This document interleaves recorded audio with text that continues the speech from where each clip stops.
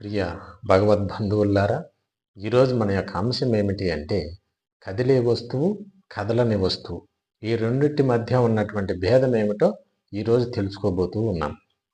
కదిలే వస్తువు అంటే ఈ యొక్క శరీరము, కదలని వస్తువు అంటే అందులో ఉన్నటువంటి ఆత్మ అంటే జీవాత్మ. ఈ రెండిటి మధ్య ఉన్నటువంటి భేదం ఏమిటో ఈరోజు మనం తెలుసుకోబోతూ ఉన్నాం. ముందుగా మనం శరీరాన్ని కనుక చూసినట్లయితే ఈ యొక్క శరీరము తండ్రి గర్భంలో ఉన్నప్పుడు ఒక చిన్న కణం. అలా కణముగా ఉన్నటువంటి శరీరము తల్లి గర్భంలోనికి ప్రవేశించినప్పుడు తన యొక్క ప్రయాణాన్ని మొదలు పెడుతూ ఉన్నది. ప్రయాణాన్ని మొదలుపెట్టి అలా పెరిగి పెరిగి పెరిగి శరీర పూర్ణత్వాన్ని సంతరించుకొని తల్లి ద్వారా భూమిపై పడుతూ ఉన్నది. భూమిపై పడ్డప్పుడు ఒకలా ఉంటున్నది, 5 సంవత్సరాల వయసులో ఒకలా ఉంటున్నది, 10 సంవత్సరాల వయసులో ఒకలా ఉంటున్నది, 20 సంవత్సరాల వయసులో ఒకలా ఉంటున్నది. అదేవిధంగా 50 సంవత్సరాల వయసులోనూ, 80 సంవత్సరాల వయసులోనూ, 100 సంవత్సరాల వయసులోనూ ఒక్కొక్క వేరు వేరు తత్వాలతో మనకి దర్శనమిస్తూ ఉన్నది ఈ యొక్క శరీరము. అయితే దీన్ని బట్టి మనకేం తెలుస్తూ ఉన్నది అంటే శరీరం అనేటటువంటిది నిరంతరము మార్పు చెందుతూ చెలిస్తూ ఉన్నది అనేటటువంటి విషయం మనకు అర్థమవుతూ ఉన్నది. అంటే స్థిరత్వాన్ని కలిగి లేదు శరీరము అనేటటువంటి విషయం మనకు స్పష్టంగా తెలుస్తూ ఉన్నది.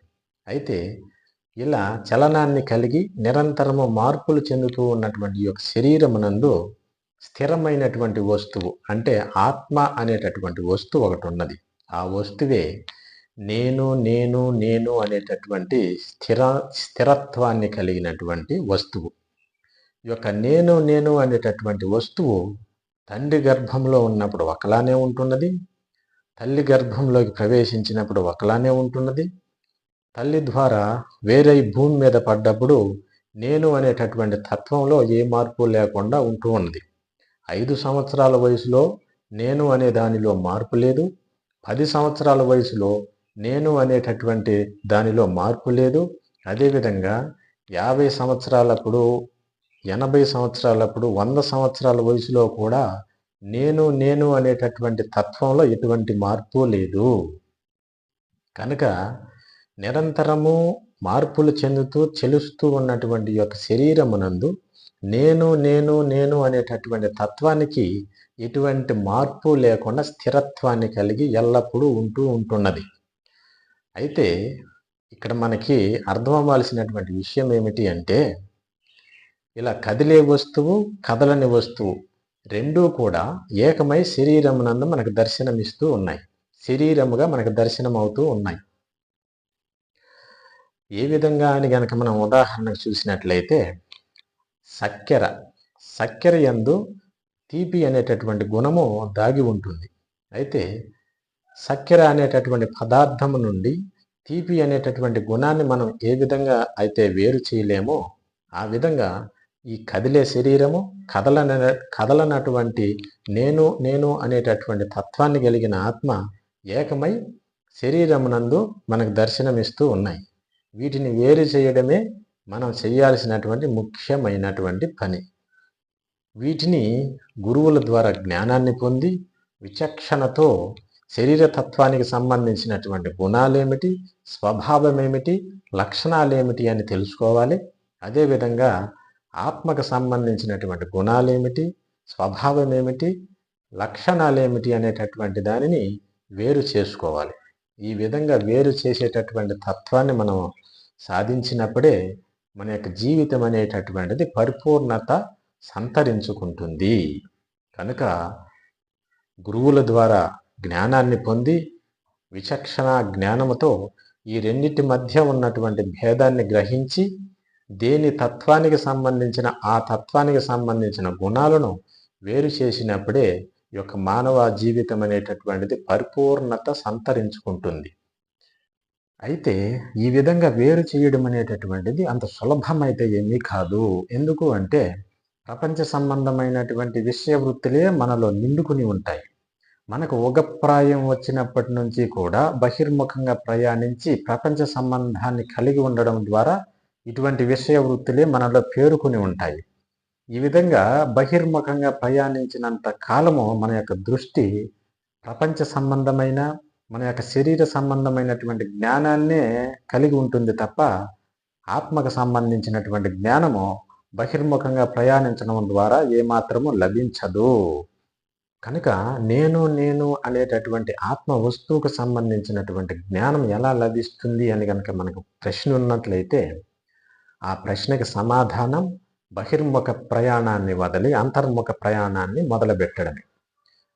అంతర్ముఖ ప్రయాణము అంటే ఈ యొక్క ప్రపంచము ద్వారా నేను ఎన్నింటినో పొందుతూ ఉన్నాను కదా, పొందినటువంటి ప్రతిదీ కూడా నాకు నిత్య సుఖాన్ని నిత్య తృప్తిని ఇవ్వలేకపోతూ ఉన్నాయి. అంటే ఈ యొక్క ప్రపంచం ద్వారా నేను ఏది పొందినా కూడా నాకు నిత్య సుఖాన్ని నిత్య తృప్తిని ఇవ్వలేకపోతూ ఉన్నాయి కనుక ఈ ప్రపంచ సంబంధమైనటువంటిది కాకుండా నాకు ఇంకేదో కావాలి అని గనక మనం ప్రశ్నించుకున్నట్లయితే ప్రపంచ సంబంధమైనటువంటి దృష్టి పోయి అంతర్ముఖ దృష్టి ఏర్పడి విచారణ మొదలవుతుంది. ఆ విచారణే అంతర్ముఖ ప్రయాణానికి మొట్టమొదటి మెట్టుగా ప్రయాణించబడుతుంది. అలా ప్రయాణాన్ని మొదలుపెట్టి విచారణ చెయ్యగా నేనుంటున్నటువంటి ఈ యొక్క శరీరము కూడా నేను కాదు, ఈ యొక్క శరీరము కూడా ప్రపంచ సంబంధమైనదే అని తెలుస్తుంది. ఎలా తెలుస్తుంది అంటే ఈ యొక్క శరీరానికి అవసరమైనటువంటి ఆహారాన్ని ఈ యొక్క ప్రపంచం ద్వారానే పొందుతూ ఉన్నా. అలాగే నీరు, నిప్పు, గాలి తదితరములైనటువంటివన్నీ కూడా ఈ యొక్క ప్రపంచం ద్వారానే పొందుతూ ఉన్నాను గనక ఈ యొక్క శరీరం అనేటటువంటిది ఈ యొక్క ప్రపంచం ద్వారానే నిలిచి ఉన్నదని తెలుస్తుంది. ఈ యొక్క సత్యాన్ని మనం ఎప్పుడైతే గ్రహిస్తామో అప్పుడే మన యొక్క ప్రయాణం అనేటటువంటిది అంతర్ముఖంగా ప్రయాణిస్తుంది. అలా ప్రయాణించి ఈ యొక్క శరీరము నేను కానప్పుడు మరి నేను ఎవరు అనేటటువంటి ప్రశ్న మొదలై అలా విచారణ చెయ్యగా చేస్తూ ఉన్నప్పుడు సరి అయినటువంటి గురువు గనక లభించినట్లయితే ఆ గురువు ద్వారా మనకు అందేటటువంటి జ్ఞానము ద్వారా పరమాత్మ స్థితిని పొంది సుఖదుఖాలకు అతీతమై పాపపుణ్యాలకు అతీతమైనటువంటి ఆనంద స్థితి అంటే నిత్యము ఆనంద స్థితిని పొందుతూ తరించబడుతూ ఉంటాము. అయితే ఇలా తెలుసుకున్నంత మాత్రము చేత ఆ యొక్క స్థితిని పొందినట్టు కాదు.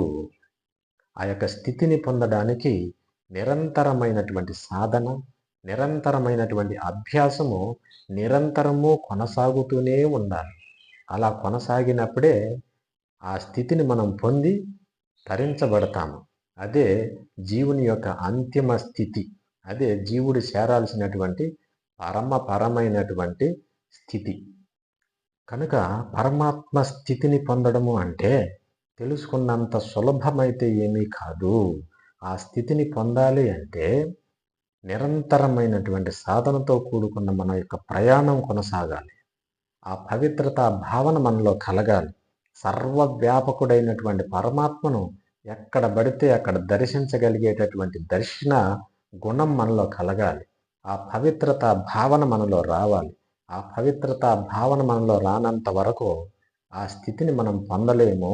కనుక ఆ పరమాత్ముడే మనకు అటువంటి సాధనా స్థితిని, అభ్యాస స్థితిని, పవిత్రత భావన కలిగింపజేసి మనల్ని తరింపజేయునుగాక. స్వస్తి. సర్వే జనా సుఖినో భవంతు. ఓం నమో వీరబ్రహ్మ యోగీంద్రాయ నమః. ఓం శాంతి శాంతి శాంతి.